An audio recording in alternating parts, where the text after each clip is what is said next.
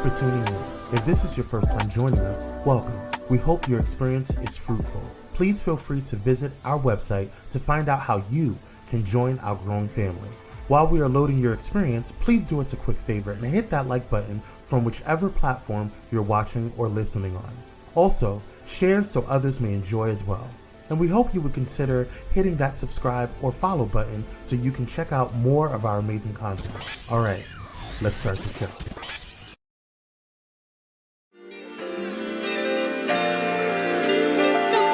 And you better talk to me nicely.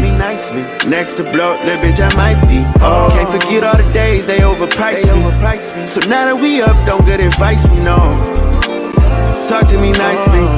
I noticed they hit it, we getting icy. Whoa, can't forget all the moments they overpriced me.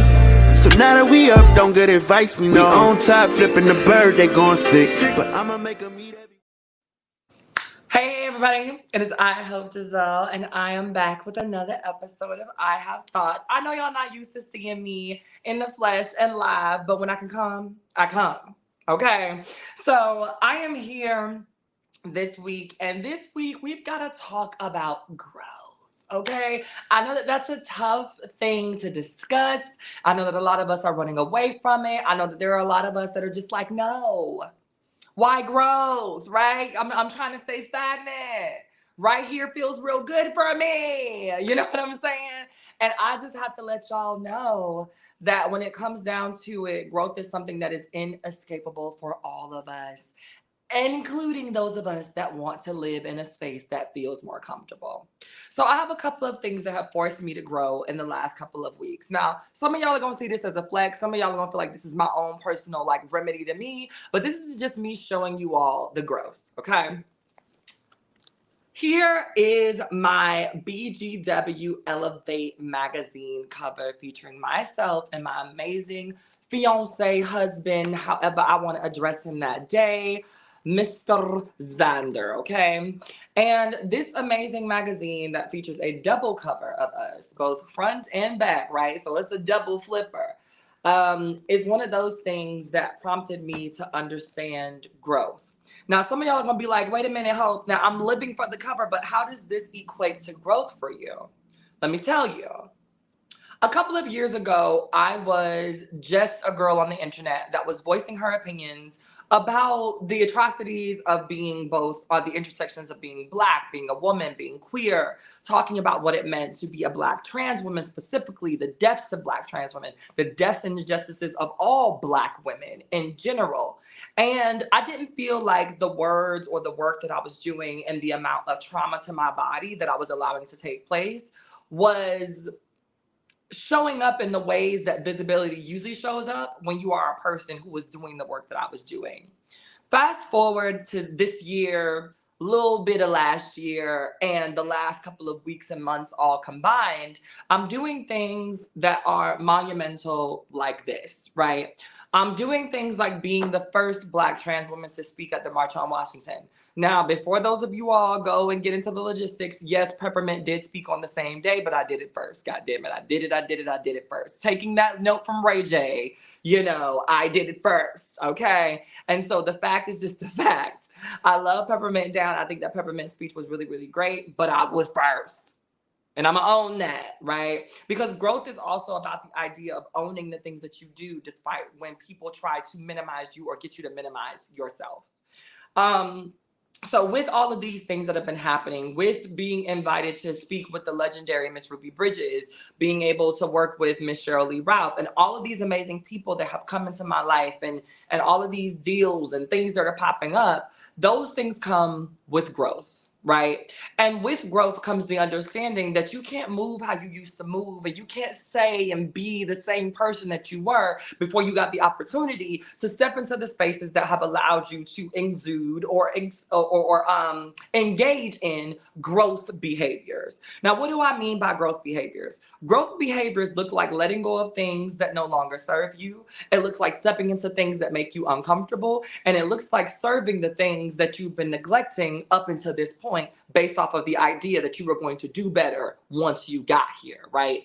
A lot of us make promises to ourselves about the things that we're going to do, the amount of time that we're going to make, the things that we're no longer going to tolerate once we get into the space. And then once we get into the space, all of those promises that we make to ourselves, all of those things that we told ourselves that we would do, all of those, late night shenanigan messages that we spoke to ourselves go out of the window because now we are here, right? But growth doesn't look like stagnation for the sake of being comfortable in this new space. It looks like challenging yourself to figure out how you show up in this new space in ways that are going to elevate you even further, right? It's never about getting to the first thing and just staying there and being comfortable. Because what we all know is that once I'm comfortable, I get bored. This might be my favorite room in my entire house. But after I've settled in it, after I farted in these couch cushions a bit, after I burped my last burp from my Diet Coke, I might want to go to one of the bedrooms up in here. And after I've gotten comfortable in there, I might want to venture to the bathroom to take a shower. And once I've comforted myself with a good wrench off, okay, I might want to get comfortable outside, right? And after I've sat at the park for a little bit, I'm going to want to go to the movies. And after I've watched that movie and settled in the comfort of that, I'm going to want to come back to the comfort of my home, because never getting comfortable is the name of the game in every other part of life except for when we're growing. Ain't that about a bitch, y'all? When we get into a new space of life, when we step into this thing that we said that we were going to step into, when we've grown and ascended to this thing that we've been fighting to get to for the longest, that is when we tell ourselves that comfortability should be okay. Because you said that you just wanted to be the first Black woman to, create a neurocentric whatever. You did that. You should be comfortable. But why? Why should I stop at being the first Black woman to create the neurocentric whatever when I can go on to be the first Black woman to cure cancer, and then to be the first Black woman to cure sickle cell, and then to be the first Black woman to do God knows what else, right? Why do we believe that settling in comfort when it comes down to spaces of growth is okay, but we can figure out that being on the couch for too long and settling in that comfort is a problem, right? Why do we settle in the comfort, or why do we settle in the idea that once we've accomplished the mainstream goal, that we should be comfortable in it for the rest of our lives? And I'm moving into a space where what I'm also realizing is that growth has to come from the continued learned experiences of life. And if I am comfortable, I am not learning anything new from life. And so thus, I can't grow. If I'm sitting in stagnation, if I'm sitting in the idea that this feels good, if I'm sitting in the idea that nothing here, nothing there, nothing moves me anywhere, right, is okay for me, then guess what? I stunt my growth and I stunt my ability to be able to help others grow and learn from my mistakes, right? Because it's not just about you. It's not about the things that you learn along the way. It's about the way that you retain those things and learn new lessons that other people can then learn from, so that hopefully we become a society of people that learn to pick up on the things that we should be doing, learn to do away with the things that we shan't be doing. And yes, I said shan't. Bringing that back, I'm going to make it a thing like fetch, okay? And we understand that when we decide to step away from those things, that growth then becomes 10 times more possible, because now we're not setting up ourselves to fail. And I don't want to believe, or I don't want to say that in the wrong way and have people being like, but Hope, what do you mean fail? Like if I've met my goal, if I've met my, my 5-year plan or whatever the case may be, shouldn't I get a chance to rest?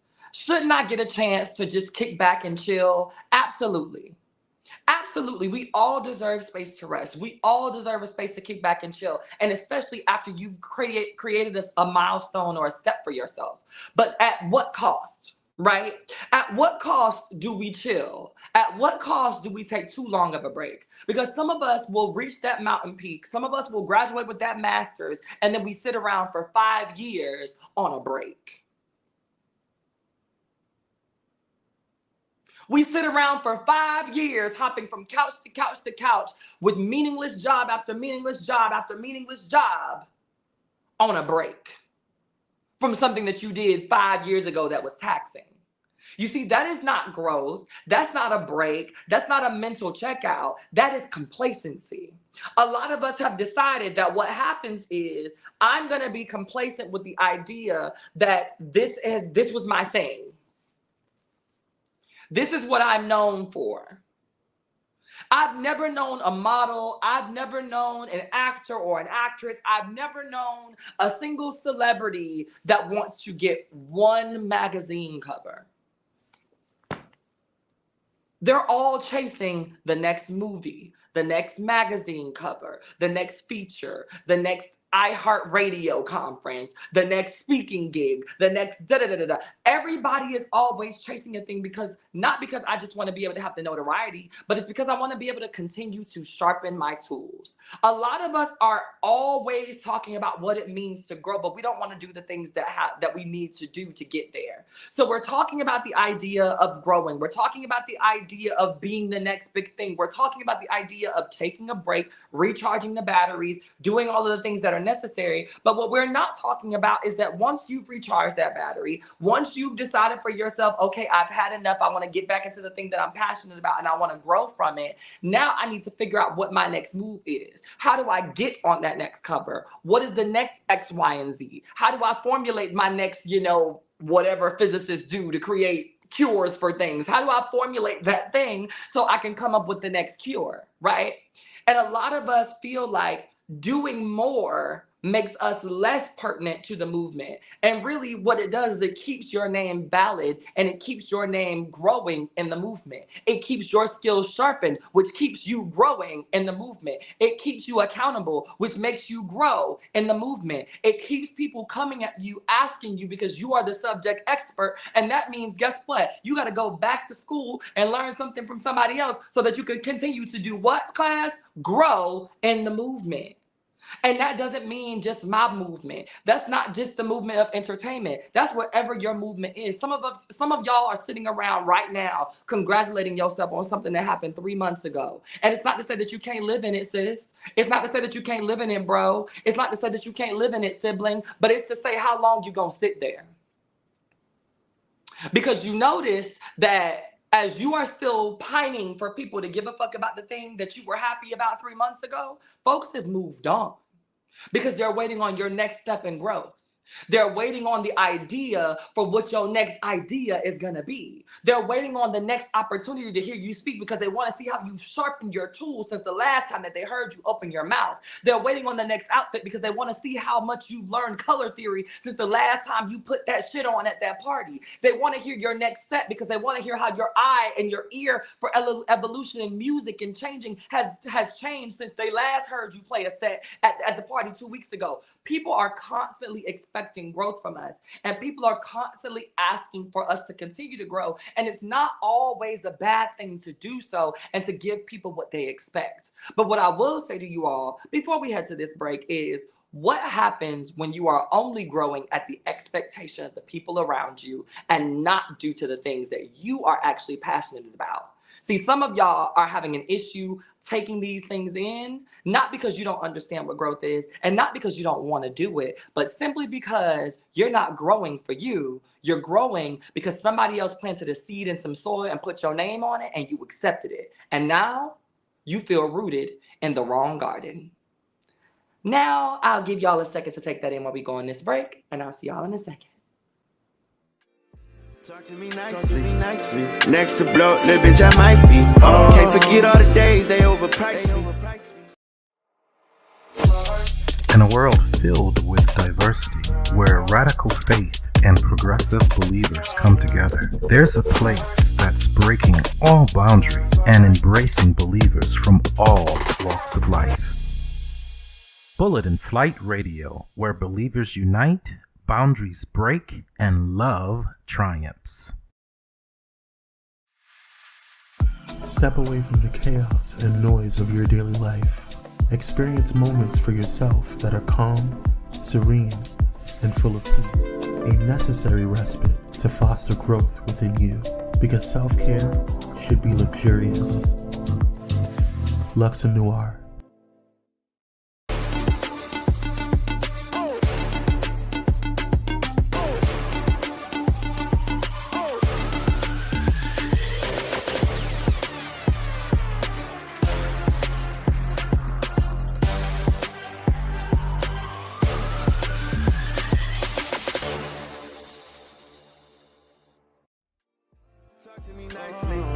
I noticed they hit it, we getting icy. Whoa, can't forget all the moments they overpriced me. So now that we up, don't get it.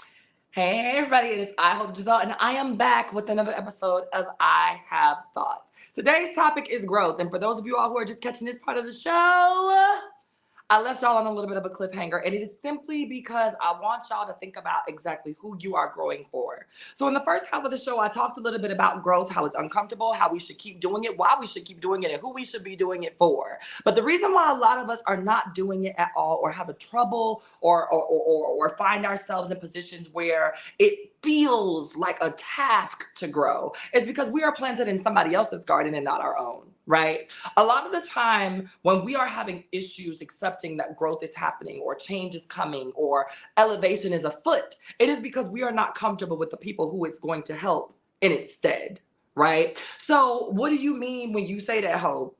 Because if I'm growing for me, why would I be upset that it's going to help somebody? Because essentially it's helping me. Not always. What we have to recognize is that sometimes when people are so happy for your growth that it doesn't make sense for you, you have to ask yourself, what is this person getting out of my come up that I am missing? And do I care for that person to have those things on my face? Or should I be taking a little bit more stock in how I allow this person to benefit from me and my growth? Right? A lot of us are having issues with the idea of growing because we understand that our goals are X, Y, and Z. This person's goal were A, B, and C. And we are having a tough time meeting in the middle to figure out how the fuck we are both going to be happy. But newsflash, my love, your growth should benefit you first and foremost before it benefits anybody else. Negotiating growth for the sake of somebody else's approval will never save you in any way, shape, or form, and you got to do away with it. Sometimes you have to uproot yourself from the pot that they planted you in and find a place that's out in the shade underneath the tree that is benefiting you in the way that you need to. A lot of the time, people think that if they curate what they believe is the best type of soil for you, that you are going to sprout, that you are going to grow, that you are going to flourish, and they will be able to collect anything that falls from this plant that they help to set roots up in, right? And a lot of us realize that those things are happening, and instead of moving away from them immediately, we stunt our own growth. Y'all ever have a friend that y'all know wants the best for you, but they want the best for you in their own way, right? And so they see something in you that you might be good at, that you might be passionate about, that you might like a little bit, but that's not the place that you want to go. Those are not the things that you want to see for yourself. That's not the energy that you saw yourself holding for the next 25 years, right? And so you've been stuck in this place because you don't understand, right? You don't understand how this person could mean you well, but it make you feel so bad. The idea of growth coming at the expense of yourself is not growth. It is self-deprecation, right? Seeing yourself grow into somebody else's version of you while it is hurting you is a version or a version or an example of self-deprecation. You don't have to say, oh, I hate myself. You don't have to say, oh, I don't like the way that I look today. You don't have to say, oh, I'm such a bad person. You don't have to be verbally or physically abusive to yourself to self-deprecate. A lot of the times we are walking around this bitch in self-deprecation every single day because we are living the wildest dreams of our grandma. We are living the wildest dreams of our dads. We are living the wildest dreams of our mothers. We are living the wildest dream of our best friend who can't do what we do, but low-key they not our best friend because low-key they want your life, but they don't want to say that they want your life, so they would rather be your friend and not your enemy because they know what it looks like to be your enemy. So low-key that's not really your friend, but you keep them around because they haven't done anything wrong, but you know that they're a hater and you really should do away with them. But at the end of the day, you're willing to deal with it because they haven't done anything wrong to you and you keep leaning on that for the friendship the entire time, but that's a whole other video. I'm just saying. Right? So a lot of the time we are self-deprecating ourselves in order to be in community and in space with people who want to see us show up as the best version of ourselves as it pertains to them and their lens.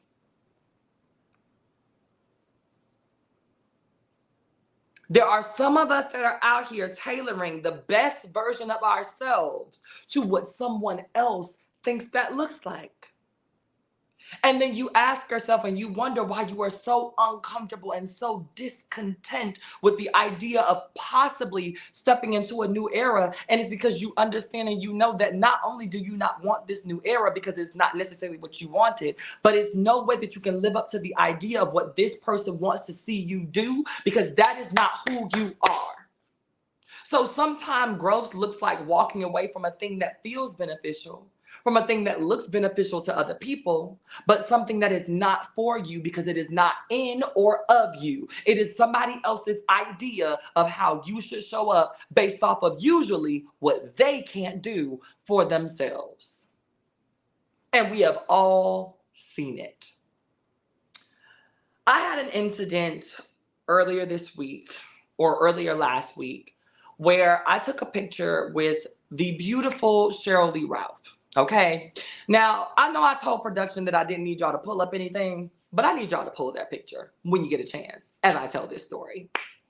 I took a picture with the beautiful Cheryl Lee Ralph at an event that I was invited to, where I spoke on a panel with the icon, okay, Miss Ruby Bridges, whose presence literally and single-handedly desegregated schools. And I took this picture with Cheryl, and it felt really good to be in space and to hold conversation with this legend. And in this room, it was dark because it was a banquet. People were eating, like there were a bunch of different things happening and a bunch of different things going on. And one of the things that I hate when I'm in a dimly lit room is the way that pictures don't really show up the way that they need to show up unless you have a professional camera. Okay. So I took this picture with, Miss Cheryl Lee Ralph, and this picture was filtered. And this picture was also overexposed, right? Because we had to use flash in a dark room on two darker skinned women. There's the picture, y'all.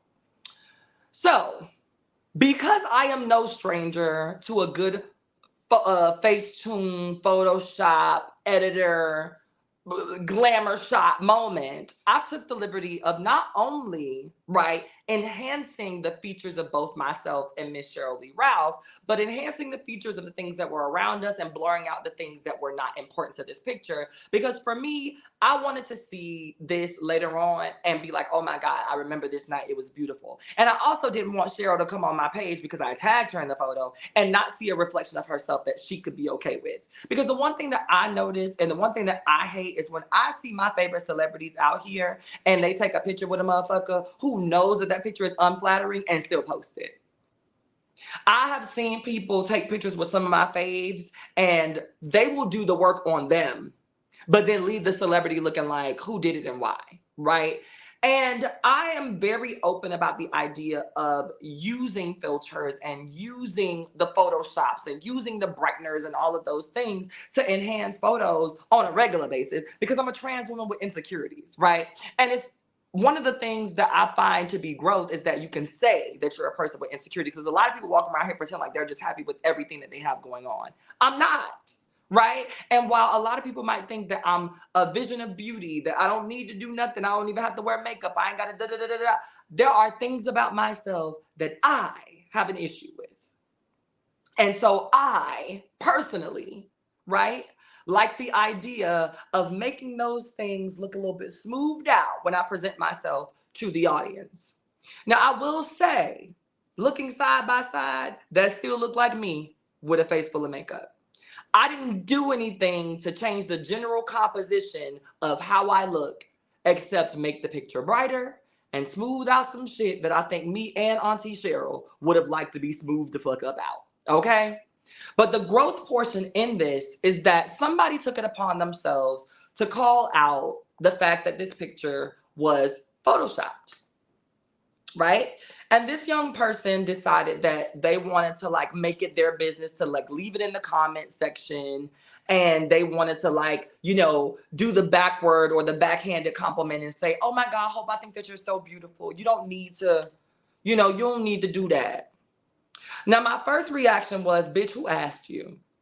Right? That was my first reaction. My initial reaction was, bitch, who asked you? Like, who was really talking to you enough for you to think that it was okay for you to, because you could have just said that the picture was, or you could have just put it in the group chat, because you could, who asked you, bitch, right? 25-year-old Hope would have made a 45-minute long video saying fuck you. And then another hour-and-a-half long video getting other people to agree that we all don't like you. 30-year-old Hope with a little bit of growth behind her said, let me call you in, right? And remind you that the way that we want to see ourselves is up to us.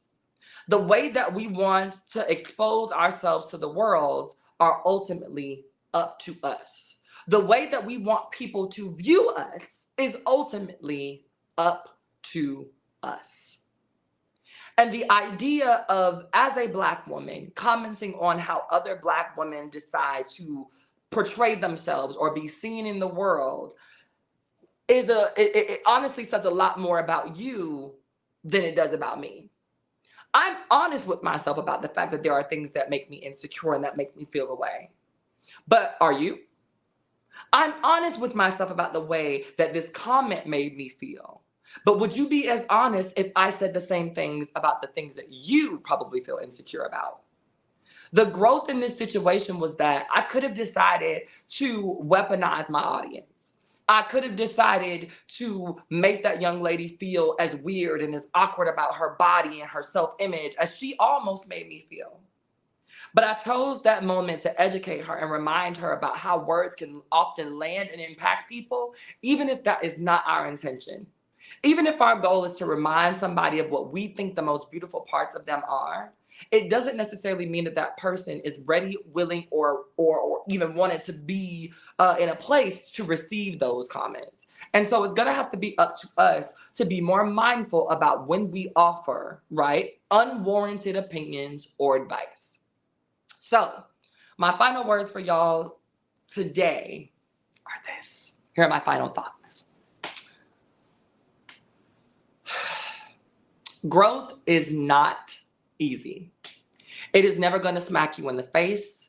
It is never going to be a thing that you walk through and never feel. It's not going to be something that you slide into. It's not going to be something that you don't notice after it's happened. Growth is a thing that we all have to accept is always happening, forever moving, and it affects every single person in this world, whether they like it or not. How you utilize it and how you experience it, however, are up to you. Don't waste your growth and don't waste the best years of life for growth on somebody else's dream because you don't want to let down grandma and them.